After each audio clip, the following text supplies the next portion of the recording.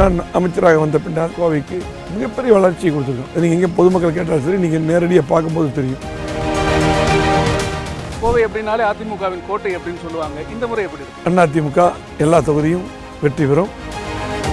அத்திக்கடவு அவிநாசி திட்டம் கூட நாங்கள் தொடங்கி வச்சது தான். எந்த பங்குமே அவருக்கு திமுக கிடையாது. அத்திக்கடவு அவிநாசி திட்டம் கொண்டு வந்தது எடப்பாடியார். முழு பெருமையும் அவருக்கு தான் சார். ஆட்சி மாற்றத்தை எதிர்பார்க்கிறார்கள் அப்படின்னு சொன்னால் என்ன இஷ்யூ? பெண்களுக்கு பாதுகாப்பு இல்லை. எங்கள் பகுதிகளெல்லாம் பல்லடம், கோயம்புத்தூர், சூலூர் இந்த பக்கமெல்லாம் நிறைய. மீண்டும் அதிமுக ஆட்சி வந்தால் உடனே செய்யக்கூடிய விஷயங்கள் என்னவா? கண்டிப்பாக நாங்கள் பாரத பிரதமர்கிட்ட கேட்டு விட்டு கொண்டு வருவோம். செந்தில் பாலாஜி அவர்கள் இங்கே எங்களுடைய வேட்பாளர் அமர்நஜன் அவர்கள் மண்ணின் மைந்தர். ஆகவே கண்டிப்பாக எங்களுக்கு வேட்பாளர் ஒரு பொருட்டு கிடையாது. ஒரு எம்எல்ஏ, எம்பி இந்த மாதிரி இந்த பதவிகள்லாம் வர்றதுக்கு மக்கள் ஓட்டு போட்டு தான் வரும். அவங்கள மறக்கக்கூடாது. இன்னுமே மக்கள் உங்களை அமைச்சர்னு கூப்பிடுறத பார்க்குறோம். இது எப்படி சாத்தியமாச்சு? எல்லாரும் என் மேலே அன்பாக இருப்பாங்க. என்னுடைய தொண்டாமுத்தூர் மக்கள் என்னை ஒவ்வொரு குடும்பத்திலையும் என்னை மகனாக பார்ப்பார்கள். 1 லட்சம் ஓட்டு வித்தியாசத்தில் கட்டாயமாக ஜெயிச்சிங்கன்னா ஜெயிக்கணும். 10 தொகுதி நம்ம தாங்க. ஏபிபி நாடு தேர்தல் சுற்றுப்பயணத்தின் மிக முக்கிய பகுதியாக கொங்கு மண்டலத்தில் இருக்கின்றோம். தற்போது கொங்கு மண்டலத்தில் கோவை என்றாலே அதிமுகவின் கோட்டை என்று சொல்லக்கூடிய அளவிற்கு இந்த பகுதியின் அரசியலை எப்போதும் தன்னுடைய கைக்குள் கட்டுப்பாட்டிற்குள் வைத்திருக்கக்கூடிய மிக முக்கியமான ஒரு அரசியல் தலைவர், முன்னாள் அமைச்சர், அதிமுகவில் கோவை புறநகர் தெற்கு மாவட்ட செயலாளராக இருக்கக்கூடியவர். இன்னும் பல விஷயங்களை இவரை பற்றி சொல்லிக்கொண்டே போகலாம். ஆனால் மிக முக்கியமாக சொல்லணும் அப்படின்னா அதிமுக தொண்டர்களால் தொண்டாமுத்தூரின் தொண்டர் அப்படின்னு அன்புடன் அழைக்கப்படுபவர் திரு எஸ்பி வேலுமணி அவர்கள் இப்போது நம்முடன் இருக்கின்றார். அவரிடம் நிறைய விஷயங்களை கேட்டு தெரிந்து கொள்ளலாம். வணக்கம் சார். வணக்கம். இந்த முறை தேர்தல் களம் எப்படி இருக்கின்றது? கோவை அப்படின்னாலே அதிமுகவின் கோட்டை அப்படின்னு சொல்லுவாங்க. இந்த முறை எப்படி இருக்கு? எப்போ போல் அதிமுக பொறுத்தளவுக்கு அம்மா இருக்கும்போது சரி, எடப்பாடி வந்த 21 சரி, அதிமுக கோட்டை தான், அது மாற்று கருத்து இல்லை. இந்த முறையும் 2026 முழுமையாக அதிமுக எல்லா தொகுதியும் வெற்றி பெறும். அதே போல் எடப்பாடி முதலமைச்சர் வருவார். தேர்தலுக்கு எந்த மாதிரியான திட்டங்கள் வச்சுருக்கிறீங்க? 2010 நம்முடைய புரட்சித் தலைவர் அம்மா அவர்களை வைத்து மிகப்பெரிய ஆர்ப்பாட்டம் பண்ணோம். ஃபஸ்ட்டு கோவையில், அதுக்கப்புறம் திருச்சி, அதுக்கு ஒரு மதுரையில். ஃபஸ்ட்டு ஆரம்ப கோவையில் தான் பண்ணோம். மிகப்பெரிய எழுச்சி. அதுக்கப்புறம் தான் அவங்க மாதிரி பத்திரிகையெல்லாம் அதிமுக ஆட்சி வரும்னு சொல்லி போட்டு எல்லாம் எழுத ஆரம்பித்தாங்க. ஆகவே அதே போல் இன்றைக்கி தொடர்ந்து பல்வேறு நிகழ்ச்சிகள், இப்போ கூட மக்களை காப்போம் தமிழகத்தை மீட்போம் என்று அந்த நிகழ்ச்சியும் எடப்பாடியார் ஆரம்பித்ததும் கோவை மாவட்டம் தான். மேட்டுப்பாளையத்தை ஆரம்பித்து அப்புறம் எல்லா தொகுதியும் முடித்தோம். ஆகவே எதுவுமே அதிமுக பொறுத்தளவுக்கு கோவையில் ஆரம்பித்து அப்படி சென்டிமெண்ட்டாக ஆளுங்கட்சியாக வருவது உறுதி, ஆட்சி அமைவது உறுதி. அந்த அடிப்படையில் இப்போ கூட அதிகபட்சமாக ஒரு 15 நாளில் பாரத பிரதமரும், அதே போல் எங்களது பொதுச்செயலாளர் வருங்கால முதலமைச்சர் எடப்பாடியார் அவர்களும் கோவையில் மிகப்பெரிய மாபெரும் ஒரு பொதுக்கூட்டம், வேட்பாளர் அறிவிக்கக்கூடிய மிகப்பெரிய பொதுக்கூட்டத்தில் கலந்துக்கிறாங்க. இவருடைய எடப்பாடியாரை வச்சு கோயம்புத்தூர், திருப்பூர், நீலகிரி இது 3 மாவட்டம் நான் பார்க்குறேன். இந்த 3 மாவட்டத்தில் 21 தொகுதியும் ஒரு முழுமையாக ஒவ்வொரு தொகுதிக்கு தனித்தனியாக வந்து சிறப்பான முறையில் அந்த சுற்றுப்பயணத்தை கிட்டத்தட்ட தேர்தல் பிரச்சாரத்தையே முடிச்சிட்டார். இந்த 2026 தேர்தல் களத்தோட ரொம்ப முக்கியமான பிரச்சனைகள், இஷ்யூஸ், எலெக்ஷன் இஷ்யூஸ்னால் என்ன சொல்லுவீங்க சார்? உங்களுக்கு திமுக பார்த்திங்கன்னா எந்த திட்டமே 5 வருடமாக செய்யலை. அதாவது நாங்கள் அம்மா இருக்கும்போது சரி, எடப்பாடி வந்த பின்னால் சரி, நான் அமைச்சராக வந்த பின்னால் கோவைக்கு மிகப்பெரிய வளர்ச்சியை கொடுத்துருக்கோம். அது நீங்கள் எங்கே பொதுமக்கள் கேட்டாலும் சரி, நீங்கள் நேரடியாக பார்க்கும்போது தெரியும். அதிகமான பாலங்கள், சாலைகள், கூட்டுக்குடிநீர் திட்டம், இன்றைக்கி மிகப்பெரிய பாலங்கள். தமிழ்நாட்டில் 10 கிலோமீட்டருக்கு ஒரு பாலம், தமிழ்நாட்டிலே ஒரு பெரிய பாலம் இல்லை. கோயம்புத்தூரில் பார்த்திங்கன்னா நிறைய டிராஃபிக், நிறைய அதிகமாக எல்லோரும் வண்டி வச்சுருக்காங்க. மிகப்பெரிய மக்களுக்கு போகும்பொழுது அந்த நேரத்துக்குள் போவதற்கு மிக சிரமமாக இருக்குது. அதனால் இப்போ எல்லா பாலங்கள், எல்லா சாலைகளும் விரிவாக்கம் பண்ணி, அதே போல் ஸ்மார்ட் சிட்டி திட்டம் இன்றைக்கி எல்லா குளங்களும் மேம்படுத்தியிருக்கிறோம். அதே போல் 6 புதிய கல்லூரி கொண்டு வந்துருக்கிறோம். 6 புதிய தாலுக்கா பிரித்து போட்டிருக்கோம். இதெல்லாம் எடப்பாடியார் கேட்டதுமே கொடுத்தார். அத்திக்கடவு அவிநாசி திட்டம் மிகப்பெரிய 70 ஆண்டு காலமாக போராடிட்டு இருந்தாங்க விவசாயிகள், பொதுமக்கள். அந்த திட்டமெல்லாம் எடப்பாடியார் கேட்டு எடப்பாடியார் கொடுத்தார். திட்டத்தை கொண்டு வந்திருக்கிறோம். நீங்கள் சொன்னதில் நிறைய விஷயங்கள் வந்து தங்களுடைய ஆட்சியில் கொண்டு வந்ததா திமுக காரங்க சொல்கிறாங்க. இப்போது அத்திக்கடவு அவிநாசி திட்டம் கூட நாங்கள் தொடங்கி வச்சது தான் அப்படின்னு சொல்கிறாங்க. அத்திக்கடவு அவிநாசி திட்டத்தை ஜீவோ போட்டது புரட்சித் தலைவர் அம்மா அவர்கள், நிதி ஒதுக்குனது அண்ணன் எடப்பாடியார். அந்த நேரத்தில் கூட நான் போயிருந்த நேரம் போகும்போது விவசாயிகள் எல்லாம் வந்திருந்தாங்க, சட்டமன்ற உறுப்பினர்கள் கூட வந்தாங்க. அப்போ விவசாய குடும்பத்தில் பிறந்து ஒரு விவசாயி முதலமைச்சராக இருக்கீங்க, இப்போ தான் நீங்கள் செய்யணும் அப்படின்னா, இல்லை மத்திய அரசாங்கத்துடைய நிதியும் நம்ம கேட்டு வாங்கி செய்யலான்னாரு. இப்படியே தான் வந்து ரொம்ப வருஷமாக போயிடுச்சு. ஒரு 70 வருஷமாக மத்தியில் மாற்றி அரசாங்கம் வரும்போது இந்த மாதிரி வாய்ப்பு குறைவாக இருக்குது. நீங்கள் வந்து முழுமையாக நம்முடைய தமிழ்நாடு அரசு அம்மாவுடைய அரசு நிதியிலே நீங்கள் பண்ணணும்னு சொல்லி முழுமையாக நிதி ஒதுக்குனது எடப்பாடியார் தான். கிட்டத்தட்ட ஒரு 90% வேலையை நாங்கள் முடித்தோம். அதுக்குள்ளே ஆட்சி மாற்றோம். 10% வேலையை முடிக்கிறது கிட்டத்தட்ட 4 வருஷம் பண்ணிட்டாங்க. அதில் எந்த பங்குமே அவருக்கு திமுக கிடையாது. முழுமையாக அத்திக்கடவு அவிநாசி திட்டம் கொண்டு வந்தது எடப்பாடியார். முழு பெருமையும் அவருக்கு தான் சார். மக்கள் வந்து இந்தந்த காரணங்களுக்காக இந்த முறை மாற்றி வாக்களிப்பார்கள், ஆட்சி மாற்றத்தை எதிர்பார்க்கிறார்கள் அப்படின்னு சொன்னால் என்ன இஷ்யூ? முக்கியமான பிரச்சனைனா சட்ட ஒழுங்கு. சட்ட ஒழுங்கு பார்த்திங்கன்னா மிக மோசமாக இருக்குது. பார்த்திங்கன்னா பெண்களுக்கு பாதுகாப்பு இல்லை. எங்கள் பகுதிகளெல்லாம் பல்லடம், அதே போல் கோயம்புத்தூர், சூலூர் இந்த பக்கமெல்லாம் நிறைய கொலை பண்ணுறாங்க, மர்டர் நடக்குது. பெரியவன் வயசானவங்களாம் தாக்கிட்டு இன்றைக்கி நகைகளை பணத்தை பறிச்சுட்டு போகிறாங்க. யாரும் தனியாக இருந்தால் பாதுகாப்பு இல்லை. அதே போல் பெண்களுக்கு பாதுகாப்பு இல்லை. கோயம்புத்தூர் இப்படி நடந்தது இல்லை. ஏர்போர்ட் பக்கத்தில் ஒரு பிரச்சனை உங்களுக்கு தெரியும். அதே போல் இன்றைக்கி பார்த்திங்கன்னா நிறைய பிரச்சனை இந்த மாதிரி நடக்குது. அதே போல் கடுமையாக போதைப் பொருள் மிகப்பெரிய அளவில் எல்லா பக்கம் இன்றைக்கி பரவிடுச்சு. இதெல்லாம் வந்து பார்த்திங்கன்னா ஆட்சி மாற்றத்துக்கு முக்கியமாக இருக்கும். அதே போல் கடுமையான விலை உயர்வு, சொத்து வரி, மின்கட்டண உயர்வு, எல்லா பொருட்களும் விலை, கட்டுமான பொருட்கள், சமையல் பொருட்கள் எல்லாமே விலை உயர்வு. மக்களை பொறுத்தளவுக்கு பார்த்திங்கன்னா உறுதியாக இந்த ஆட்சி மாற்றத்தை எதிர்பார்க்குறாங்க. அந்த ஆட்சி மாற்றம் எடப்பாடியார் முதலமைச்சராக வந்தால் தான், அதிமுக வந்தால் தான் சரியாக சொல்லி மக்கள் நம்புகிறாங்க.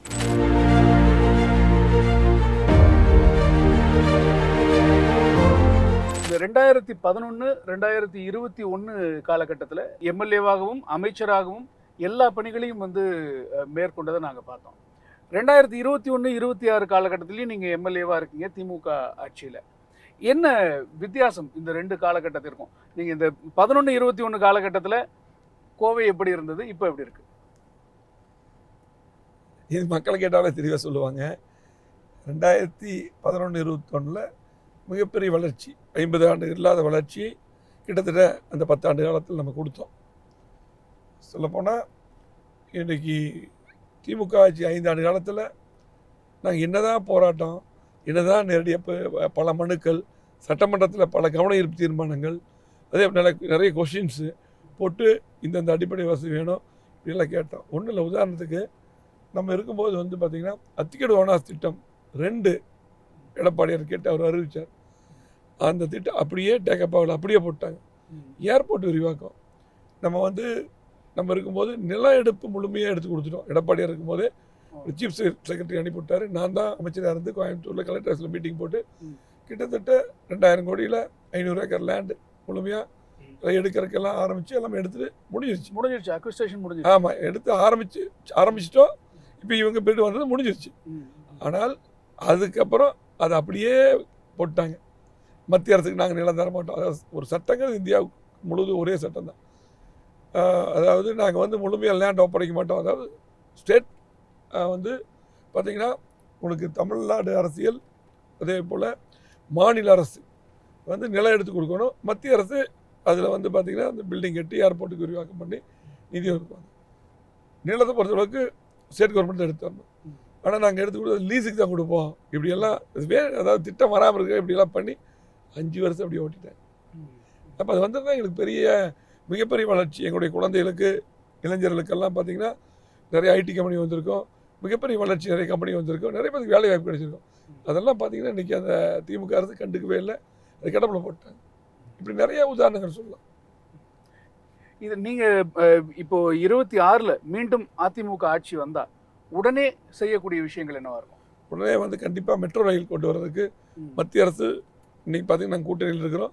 அது முழுமையாக இன்றைக்கி பாரத பிரதமர் பார்த்து எடப்பாடியாரும் சொல்லியிருக்காரு, அறிவிச்சிருக்காரு. மெட்ரோ ரயில் கண்டிப்பாக கோயம்புத்தூர் கொண்டு வருவோம். மெட்ரோ ரயில் கொண்டு வராததுக்கு காரணமே வந்து மத்திய அரசு தான் சொல்லி திமுக. அப்படி இல்லை, ஒரு திட்டம் வந்து பார்த்திங்கன்னா திட்டத்தை வந்து நம்ம ரெடி பண்ணி ஃபைல் அனுப்பும்பொழுது நிறைய கொரிஸ் கேட்பாங்க. அதில் வந்து என்னென்ன சந்தேகங்கள் கேட்கும்பொழுது அதை நிவர்த்தி பண்ணி அனுப்ப வேண்டியது நம்முடைய ஸ்டேட் கவர்மெண்ட்டுடைய கடமை, மாவட்ட ஆட்சித்தலைவருடைய கடமை, அதிகாரி கடமை. நீங்கள் பாப்புலேஷனுங்கிறது வந்து பார்த்திங்கன்னா அதுதான் முக்கியம். அதில் சப்ஜெக்ட் பாப்புலேஷன் வந்து 2011 பாப்புலேஷன் போட்டு அனுப்புனா எப்படி சாங்ஷன் ஆகும்? ஒரு பாப்புலேஷன் கூட சரியாக போட்டு அனுப்பல. ப்ரெசன்ட் பாப்புலேஷன் போட்டு அனுப்புனா நமக்கு அது அந்த மாதிரி உங்களுக்கு சரியாக இருக்கும். ஆகவே கண்டிப்பாக நம்ம வந்து சரியான முறையில் அந்த கோப்புகளை அனுப்பி கண்டிப்பாக நாங்கள் பாரத பிரதமர்கிட்ட கேட்டு மெட்ரோ ரயில் திட்டத்தை கொண்டு வருவோம். அப்போ ஸ்டேட் கவர்மெண்ட்டோட அப்ரோச் தப்பாக இருந்தது தான், தகவல்கள் தப்பாக சொன்னது தான். கண்டிப்பாக சென்னைக்கு கூட பார்த்தீங்கன்னா ஒரே ஒரு ஸ்ட்ரெச்சில் பார்த்தீங்கன்னா 63,000 கோடி மத்திய அரசு ஒதுக்கி கொடுத்தாங்க. எடப்பாடி முதலமைச்சர் இருக்கும்போது கேட்டு வாங்கினாங்க. இப்படி அம்மா இருக்கும்போது மெட்ரோ ரயில் திட்டத்துக்கு நிதி கேட்டு வாங்கினாங்க. ஆகவே கரெக்டாக சரியான முறையில் அப்ரோச் பண்ணால் நம்ம நிதி வாங்கலாம், கொடுப்பாங்க. செந்தில் பாலாஜி அவர்கள் இங்கே கோவைக்கு வேட்பாளராக நிற்பது வந்து பெரிய ஒரு பேசுபொருளாகி இருக்கிறது.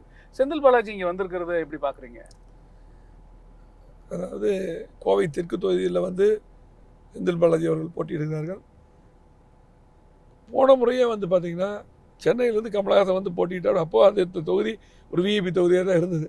கமலஹாசன் தொகுதியில் போட்டி போடுறது. அப்போது நம்முடைய பாரத கட்சியுடைய வேட்பாளர் சகோதரி வானதி சீனிவாசன் அவங்க போட்டிட்டாங்க. நான் தான் பொறுப்பாளர் இருந்தேன். அப்போ வின் பண்ணோம். ஆகவே எங்களுடைய வேட்பாளர் இன்றைக்கு பார்த்திங்கன்னா அமர்நஜன் அவர்கள், மண்ணின் மைந்தர், நிறைய திட்டங்கள் நம்ம கொடுத்துருக்குறோம். அவருக்கு நிறைய திட்டங்கள் நம்ம தொகுதி கொண்டு வந்திருக்கார். ஆகவே கண்டிப்பாக எங்களுக்கு வேட்பாளர் ஒரு பொருட்டு கிடையாது. உறுதியாக அதிமுக வெல்லும், அமர்நஜன் வெற்றி பெறுவார். எந்தவித தாக்கத்தையும் ஏற்படுத்தாது. நம்ம திட்டங்கள் அவங்க வந்து திமுகவின் கொங்கு மண்டல தளபதி அப்படின்னு சொல்கிறாங்க அவரை. ஏன் சரி, அவர் பொறுப்பாக அமைச்சராக இருந்தார், எல்லாம் இருந்தாங்க. அதே போல் அம்மனஜனை எம்எல்ஏ அந்த தொகுதியில் இருந்தாங்க 2016. அப்போ நாங்கள் வந்து நான் மாவட்ட அமைச்சராக இருந்தேன். நாங்கள் அதாவது தெற்கு தொகுதிங்கிறது ஹெட் குவார்ட்டர், கோவையோட ஹெட் குவார்ட்டர் தான். அது எல்லாமே அங்கே தான் வருது. பார்த்திங்கன்னா கலெக்டர் ஆஃபீஸ் அங்கே தான் வருது, commissioner office, SP office, fire service, அதே போல் தலைமை மருத்துவமனை எல்லாமே அங்கே தான் வருது. ஆகவே நம்ம அது நான் சொல்கிறது பூரா அந்த பில்டிங் பூரா கட்டினோம். நம்ம அரசு மருத்துவமனை மேம்படுத்தினோம். இறுதி அறுவை சிகிச்சை, சிறுநீரக மாற்று சிகிச்சையில் கோயம்புத்தூரில் இதெல்லாம் கொண்டு வந்தோம். மிகப்பெரிய டெவலப்மெண்ட் நம்ம கொடுத்துருக்கோம். ஸ்மார்ட் சிட்டியில் அதிகமாக நம்ம பார்த்திங்கன்னா எல்லா குளங்களும் மேக்ஸிமம் அதில் தான் வருது. அதுக்கப்புறம் மேம்படுத்தியிருக்கோம். மத்திய அரசு நிதி ஒதுக்கி கொடுத்தாங்க. நம்மளும் போட்டு சிறப்பாக மேம்படுத்தியிருக்கிறோம். ஆகவே திட்டங்களை செஞ்சுருக்கிறோம். அதிகமான பாலங்கள் கட்டியிருக்கோம். அதுவும் தெற்கு தொகுதியில் தான் வருது. இன்றைக்கி திட்டங்கள் எல்லாம் செஞ்சுட்டு நம்ம ஓட்டு கேட்குறோம். ஒரு அரசு, ஒரு எம்எல்ஏ, அதே போல் ஒரு அமைச்சர், எம்பி யாராக இருந்தாலும் மக்களுக்கு செய்யணும்னு ஓட்டு போடுறாங்க. அதை வந்து முழுமையாக நாங்கள் செஞ்சுருக்கிறோம். திமுக 5 வருஷம் ஒன்றும் பண்ணலையே, எதுவுமே பண்ணலையே. அவங்க நிறைய பேர் மாற்றி இருந்தாங்க. இப்போ தக்கர்மணி இருந்தார், அப்புறம் செந்தில் பாலாஜி இருந்தாங்க பொறுப்பு அமைச்சர். கோயம்புத்தூருக்கு என்ன பண்ணாங்கிற கேள்வி இருக்குல்ல. எனவே அம்மனஜனை பொறுத்தளவுக்கு ஒரு நல்ல தரமான வேட்பாளர், எளிமையான வேட்பாளர், மக்களோட மக்களாக பழகக்கூடியவர், நல்லா அப்ரோச் பண்ணுவார். ஆகவே மக்கள் உறுதியாக அம்மனஜன் அவர்களை வெற்றி பெற வைப்பார். தேர்தல் வாக்குறுதிகள் இந்த தடவை எவ்வளோ பெரிய பலம் நினைக்கிறீங்க அதிமுகவுக்கு? மிகப்பெரிய பலம். இன்றைக்கி பார்த்தீங்கன்னா தேர்தல் வாக்குறுதிகள் பார்த்திங்கன்னா முன்னமே பார்த்திங்கன்னா முதல் கட்டம், 2ஆம் கட்டம், இப்படி 3ஆம் கட்டமாக அறிவித்தாங்க. அது எல்லாமே மிகப்பெரிய பலம்தான். ஒவ்வொரு குடும்பத்துக்கும் 10,000, அதே போல் குடும்பத் தலைவிகளுக்கு 2,000, அதே போல் பார்த்திங்கன்னா பேருந்தில் பெண்கள் போலவே ஆண்களுக்கும் விலையில்லா பேருந்து பயணம். அதே போல் பார்த்திங்கன்னா வீடு இல்லாதவர்களுக்கு, இடம் இல்லாதவர்களுக்கு, இதை குறிப்பாக பார்த்திங்கன்னா இடம் இல்லாதவர்களுக்கு கூட இடம் வாங்கி வீடு கட்டி தரப்படணும்னு எடப்பாடியை சொல்லியிருக்காங்க. இது மிகப்பெரிய அறிவிப்பாக பார்க்குறோம். ஏன்னா பார்த்திங்கன்னா நிறைய பேர் வந்து ஒரு வாழ்க்கையில் ஒவ்வொரு குடும்பமும் ஒரு சொந்த வீட்டில் வாழணும்னு சொல்லி எல்லாத்துடைய கனவாக இருக்கும். அந்த கனவை முழுமையாக நிறைவேற்றக்கூடிய அளவில் அந்த வாக்குறுதி இருக்குது. நிறைய வாக்குறுதி, ஒரு குடும்பத்துக்கு அம்மா எப்படி மிக்சி ஃபேன் கிரைண்டர் கொடுத்த மாதிரி ஃப்ரிட்ஜ் கொடுக்குறேன்னு சொல்லியிருக்காங்க. அதே போல் பார்த்திங்கன்னா முதியோர் உதவித்தொகை பார்த்திங்கன்னா 1,200 2,000 பண்ணியிருக்காங்க. அதே போல் 3 லட்சம் ஸ்கூட்டர் பெண்களுக்கு அம்மா இருசக்கர வாகனம் கொடுத்தாங்க. இன்றைக்கி 5 லட்சம் ஸ்கூட்டர் வழங்குறேன்ருக்காங்க. இப்படி நிறைய 3 சிலிண்டரு, இப்படி நிறைய வாக்குறுதி எல்லாமே இன்றைக்கி மக்களுக்கு தேவையான வாக்குறுதிகள், மக்கள் ஏற்றுக்கொள்ளப்பட்ட வாக்குறுதிகள். அதே போல் அதிமுக சொன்ன செய்யும் சொல்லி நம்பிக்கை மக்கள். இதெல்லாம் சாத்தியமா அப்படின்னு ஒரு கேள்வி முன்வைக்கப்படுது களத்தில். ஏன்னா வந்து ஜெயிச்ச உடனே குடும்பத்துக்கு 10,000 ரூபாய், இலவச ஃப்ரிட்ஜு, இப்படி நிறைய விஷயங்கள் கடன் தள்ளுபடி அறிவிக்கப்பட்டிருக்கிறது. பொருளாதார ரீதியாக அதெல்லாம் சாத்தியமா அப்படின்னு கேட்குறாங்க. இதுக்கு முன்னாடி அதிமுக பொறுத்தளவுக்கு சொன்ன வாக்குறுதியை நம்ம நிறைவேற்றிருக்கோம். திமுக பொறுத்தளவுக்கு சொன்ன வாக்குறுதி நிறைவேற்றவே மாட்டாங்க. 10% நிறைவேற்றிட்டு 90% முடிஞ்சிருச்சு அப்படின்னு சொல்லுவாங்க. ஆகவே அதிமுக நிறைவேற்றும். குறிப்பாக அதுக்கு தேவையான நிதி நிலைமை சூழ்நிலை ஏற்றவாறு நம்ம வந்து அதை பெருக்கி நிறைவேற்றுவோன்ற எடப்பாடி சொல்லியிருக்காங்க. அதே போல் உங்களுக்கெல்லாம் தெரியும், கொரோனா வந்தது, கிட்டத்தட்ட 1 வருஷத்துக்கு மேலே வருமானம் கிடையாது, டாஸ்மாக் கடை கூட கிடையாது. அப்போ கூட பார்த்திங்கன்னா நம்ம சிறப்பான முறையில் மேற்கொண்டு அப்போது டேக்ஸ் அதிகம் பண்ணல, மின் கட்டணம் அதிகம் பண்ணல, ஆனால் கடனும் அதிகமாக வாங்கலை. எனவே நிதி மேலாண்மை சிறப்பாக கண்டிப்பாக எடப்பாடி முதலமைச்சர் ஆனால் சிறப்பாக மேற்கொள்வார், இந்த மாற்று கருத்து இல்லை. அதனால் கொடுத்த வாக்குறுதியை முழுமையாக அதிமுக நிறைவேற்றும். தற்போதைய நிதி மேலாண்மையை பற்றி நான் கேட்கணும்னு நினச்சேன். ஏன்னா இந்த வாக்குறுதிகள் அதோட லிங்க் ஆகுதுல்ல. இப்போது அரசு வந்து மிகப்பெரிய கடனில் இருக்குது அப்படின்னு சொல்லும் பொழுது இதெல்லாம் சாத்தியமா அப்படிங்கிறது தான் முக்கியமான கேள்வியாகவே வருகிறது. அப்போ வந்து அந்த வருவாயை பெருக்குவதற்கு, அதே நேரம் இதையெல்லாம் கொடுப்பதற்கு, இதற்கு அதிமுகவிடம் திட்டங்கள் இருக்கிறதா? இல்லை, வருவாய் பெருக்கிறது கண்டிப்பாக திட்டங்கள் இருக்கிறது. திமுக போல் சொத்து வரி, மின்கட்டணம் இப்படியெல்லாம் உயர்த்தி மக்களுக்கு சுமையை கொடுத்து நிதி மேலாண்மை நிதியை பெருக்க மாட்டோம். கண்டிப்பாக மக்கள் மேல் சுமையே இல்லாமல் மற்ற வருமானங்கள்லாம் அந்த மாதிரி சூழ்நிலை பெருக்கி இவங்களுக்கு கண்டிப்பாக நிதியை சரி செய்வோம். கொரோனா நேரத்தில் வந்து நமக்கு பெரிய வருமானம் டாஸ்மார்க்னு சொல்கிறாங்க. டாஸ்மார்க் இல்லாமல் நம்ம சரி பண்ணிட்டோம்ல, அந்த மாதிரி சூழ்நிலையை உருவாக்குவோம். இன்னொன்று பார்த்திங்கன்னா, மத்திய அரசாங்கம் எங்களுக்கு வந்து கூட்டணியில் இருக்கிற மிகப்பெரிய ஒரு பலம். கண்டிப்பாக அவங்களும் மிகப்பெரிய அளவில் எங்களுக்கு உதவி பண்ணுவாங்க. வேற எந்த கட்சியும் சொல்லாத ஒரு முக்கியமான வாக்குறுதியை வந்து அதிமுக சொல்லி இருக்கிறது. படிப்படியாக இந்த டாஸ்மாக் கடைகள்லாம் குறைக்கப்படும், இந்த இந்த போதை கலாச்சாரம் வந்து ஒடுக்கப்படும் அப்படிங்கிற ஒரு வாக்குறுதி.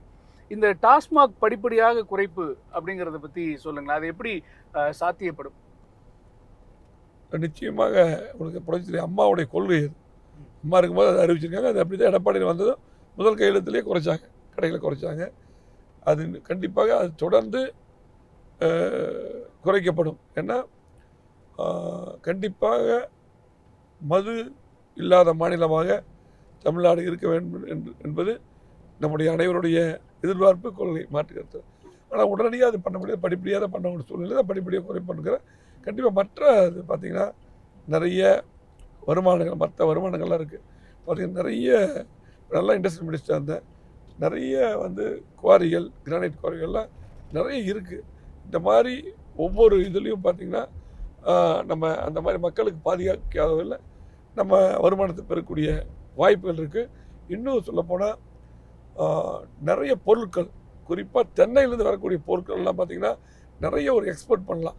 அதுக்கு விவசாயிகளை சம்மந்தப்பட்ட ஆராய்ச்சியாளர்கள் நிறையா நமக்கு ஐடியாவில் கொடுத்துட்ருக்காங்க, எடப்பாடியில் பார்த்துருக்காங்க. அந்த மாதிரி ஒரு வியூவில் போய் அந்த மாதிரி ஒரு பெரிய முயற்சி பண்ணி கண்டிப்பாக நிதி நிலைமையை நாம் பெருக்குவோம், கண்டிப்பாக சரி செய்வோம்.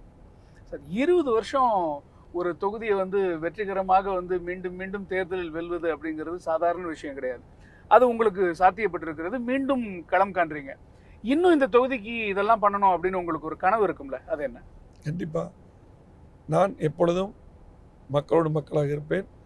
என்னுடைய தொண்டாமுத்தூர் தொகுதி மக்கள் என்னை ஒவ்வொரு குடும்பத்திலையும் பெரியவர்கள் என்னை மகனாக பார்ப்பார்கள், நான் அவர்களை தாய் தந்தையாக பார்ப்பேன்.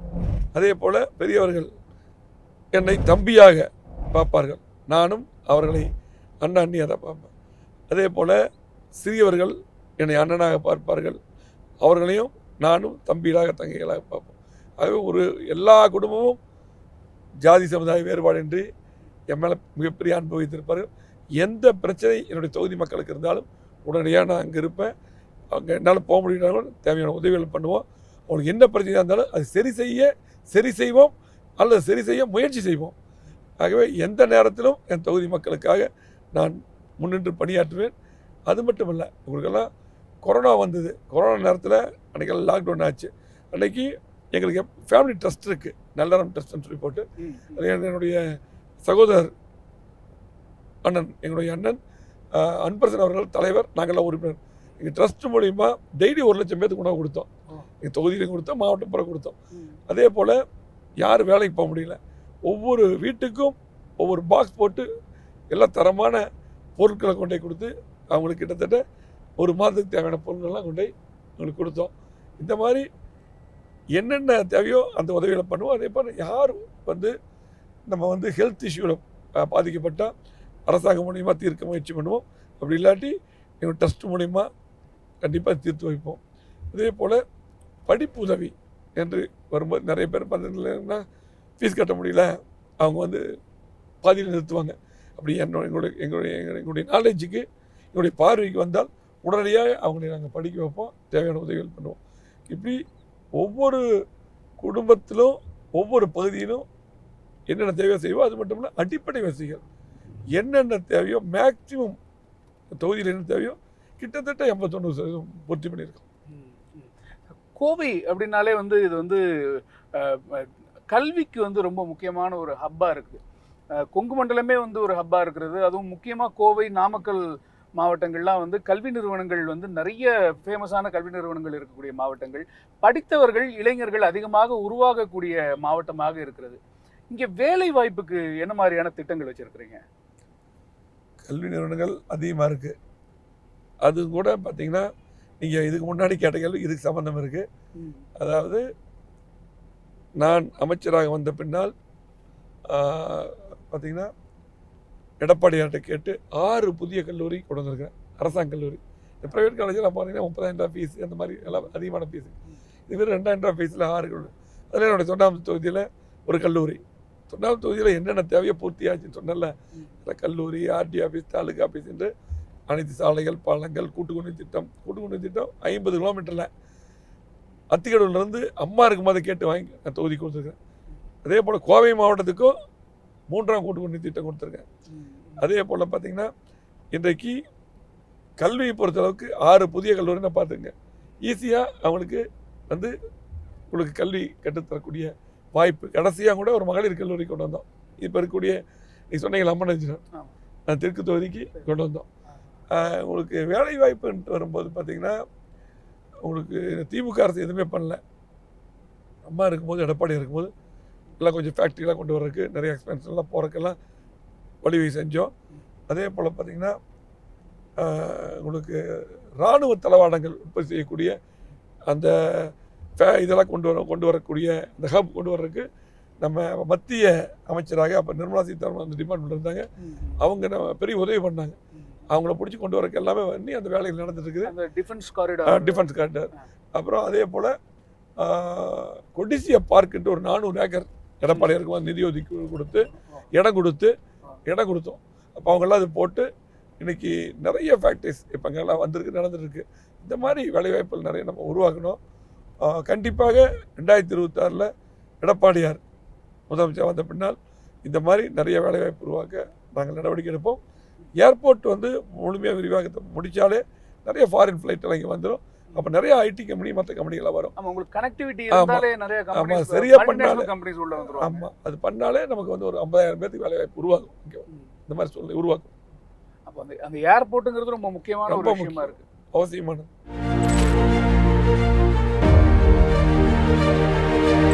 ஒரு லட்சம் ஓட்டு வித்தியாசத்தில் கட்டாயமாக ஜெயிக்கணும். 10 தொகுதி நம்ம தாங்க. மக்கள் உங்ககிட்ட வச்சிருக்கிற அதீத அன்பை பார்க்குறோம். இன்னுமே மக்கள் உங்களை அமைச்சர்னு கூப்பிடுறத பார்க்குறோம். இது எப்படி சாத்தியமாச்சு? அது அப்படி பழகிட்டாங்க, அவங்க அப்படி கூப்பிடுறாங்க. எல்லாமே எல்லாரும் என் மேலே அன்பாக இருப்பாங்க. நான் கூட ஒன்றா மக்களோட பழகுவோம். எந்த பிரச்சனையாக இருந்தாலும் முன்னாடி நிற்போம். எந்த பிரச்சனையாக இருந்தாலும் உங்களுக்கு முன்னாடி நம்ம நிற்போம். எந்த பிரச்சனையாலும் எங்கிட்ட தான் சொல்லுவாங்க. அதனால் அந்த அன்பு எப்பவுமே சாதாரணம் இல்லை, தொடர்ந்து இருக்கக்கூடிய அன்பு அது தொடர்ந்து இருக்கும். இதுக்கு முன்னாடி இருந்து பின்னாடி இருக்கும். பண்ணாதீங்க சார், எல்லாம் ரெட்டலைக்கு ஓட்டு போடணும். ஓட்டெல்லாம் எல்லா ஓட்டும் வாங்கி தரணும். சரிங்களா? சரி, நம்ம தான் எல்லாம் பண்ணியிருக்கிறோம். மீண்டும் நம்ம சரி பார்த்துக்குமா? சரி. வீட்டில் இருக்கிற பசங்க பொண்ணுங்க எல்லாத்தையும் சொல்லி எல்லா ஓட்டு போட சொல்லணும். சரியா? ஆமாம், மற்ற எதுக்கு போட்டாலும் அது பார்த்தீங்கன்னா அது வந்து செல்லாத ஓட்டாயிரும், திமுக வாய்ப்பாயிரும். நீங்கள் எல்லாம் சொல்லி எல்லாத்துக்கும் ஓட்டு போட சொல்லுங்க. சரி சரி சரி சரிம்மா, சரி சரி சரி சரி. எப்பவுமே அப்ரோச் பண்ணக்கூடிய ஒரு அப்ரோச்சபிள் லீடர் அப்படிங்கிற விஷயத்துல என்ன ப்ளஸ் இருக்கு, இல்லை மைனஸ் ஏதாவது இருக்கா? அது ப்ளஸ் தான், மைனஸே கிடையாது. எப்போ வந்தாலும் அதுக்காக தான் நம்மளை தேர்ந்தெடுக்கிறாங்க. ஒரு எம்எல்ஏ, எம்பி இந்த மாதிரி இந்த பதவிகள்லாம் வர்றதுக்கு மக்கள் ஓட்டு போட்டு தான் வரும். அவங்கள மறக்கக்கூடாது. அவங்களுக்கு என்ன தேவையோ பொறுத்து தான் வரும். அதனால் அவங்க என்ன சொன்னாலும் முடிஞ்சதை செஞ்சு கொடுக்குறோம், முடியாததை நம்ம அவங்களுக்கு எடுத்து சொல்கிறோம். எப்படி இருந்தாலும் எதாக இருந்தாலும் செஞ்சு கொடுக்க முயற்சி பண்ணுறோம். ரொம்ப நன்றி. சரி சரி.